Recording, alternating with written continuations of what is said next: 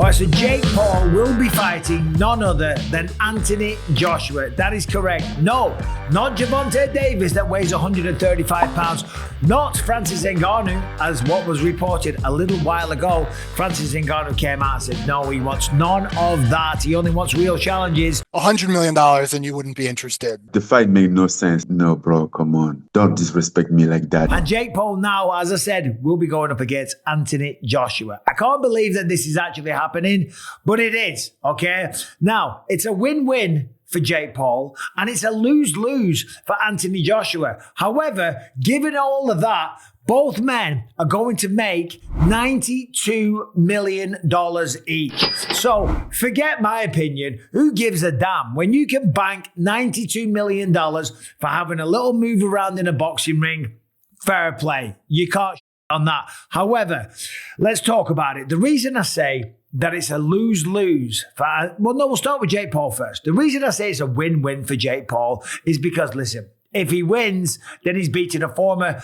heavyweight boxing world champion, certainly one of the best heavyweights of his generation, and of course, a man that is way bigger than Jake Paul. Of course, it's a win. And if he loses, it's still a win for Jake Paul because he had the balls. He was man enough. He was willing to test himself. He would prove everyone wrong, all his critics, like me. By the way, I'm not like out there on an island by myself. Everyone says the same thing. And he would potentially prove all of those critics wrong. Well, yeah, he would, maybe, unless there's some funny business, right?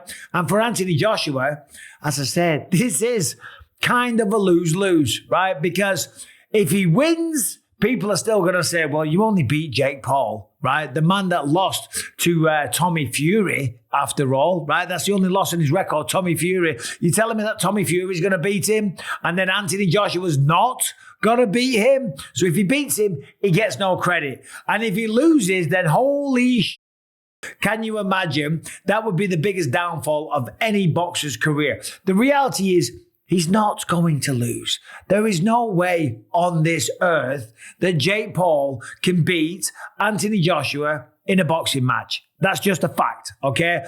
Look at what he did to Francis Ngannou. Francis Ngannou hits as hard as a Ford Escort, going 100 miles an hour or whatever that stat was. Comes from the UFC. He was the UFC heavyweight champion of the world. Has a good go against Tyson Fury, but goes up against Anthony Joshua and gets flatlined. Every single punch that was thrown was landed, and every punch that landed put Francis Ngannou down, okay? So to stand there and think that Jake Paul, who's much, much smaller, who has way less experience, that doesn't weigh anything near him, is going to have a chance, and not to mention the technical abilities. Let's just talk about that. Not to mention the technical abilities or experience. We're talking about an Olympic gold medalist, remember, from back in the day, who's then gone on to become a true British boxing icon or a worldwide boxing icon, let's be honest, right? There's no way that he loses to Jake Paul. Unless it's an exhibition match. Now, Eddie Hearn, Anthony Joshua's promoter, came out and said, we are not interested in an exhibition match. We only want a professional rules fight. And how would it work? Would it be an exhibition? No exhibition. So we're not interested in exhibition. It's a real fight. It's a cruiserweight moving up to heavyweight. We were going to have an 8-round fight this year on an undercard somewhere, very obscure. We didn't expect that to be against Jake Paul, but it just so happens that if it is, it's for 50 times more money. Well, that's just crazy straight away. Eddie Hearn is chatting some there because this shouldn't be a sanctioned bout. Sanctioning Jake Paul versus Anthony Joshua is almost as bad as sanctioning Gervonta Davis versus Jake Paul. And remember, the commissions weren't going to do that, and then eventually they had to pull the plug. I did a video on this. Apparently, some allegedly, I don't know the whole story, some domestic abuse stuff. I don't know. I don't know the details. I don't want to get into it. It's disgusting, whatever it is. But the fight's not going ahead. But apparently the commissions were very, very hesitant to license it anyway, right? Because of the weight discrepancy. Because that's what Jake Paul always does. But I will say that Anthony Joshua, that walks around 265, 270 pounds, he's going to have 50 pounds give or take on Jake Paul. I haven't gone away and looked up Jake Paul. If he's fighting Anthony Joshua, he's probably going to come in at about 220 pounds. Maybe he bulks up, maybe gets on a real good strength and conditioning routine and takes in loads of protein and gets the best nutritionist on planet Earth and goes up to 225, right? Maybe he does. Maybe he becomes a proper fat bastard and just gets on the beers and the pies, right? And comes in at 230. Regardless, it's not going to be an athletic 230, and it's still going to be roughly, give or take, a 40-pound weight difference, 30 pounds, 35 pounds, whatever it is. It's a big weight disadvantage. Now, my guess is that this will probably end up being an exhibition matchup. And if it is, then fair play. Have a bit of fun, because people don't really get knocked out in exhibition matches, right? The whole idea of it is that it's an exhibition, right? For the Jake Paul fans, for the Anthony Joshua fans, so everyone can tune into Netflix, and it would be a spectacle, just like Jake Paul versus Mike Tyson, right? That was a farce. It was a spectacle, but it was one of the most watched sporting events that year. Maybe of all time. I don't know the numbers off the top of my head, but a lot of people tuned in to watch that, okay? And that was an exhibition, and that's what this will probably be. I mean, it's like Thunder Lips versus Rocky back in the day. Remember Thunder Lips, played by Hulk Hogan? Thunder Lips is here. In the flesh, baby. Oh my God. Right? He goes up against Rocky Balboa. Rocky 3, by the way. Love the Rocky movies. Some of the best boxing films of all time. And what happens? Thunder Lips is going absolutely mental in the ring. Okay? He's trying to kill Rocky Balboa. Picks him up, throws him out the ring. Rocky gets in there having a good old-fashioned tear-up. And then at the end of it, Thunder Lips wants a picture because it was all bullshit. Okay, it was all an exhibition. It was all for the fans. Okay. While you're still calm, can we get that Polaroid together? Yeah, sure. And that's all this is. Okay. Granted, I don't know.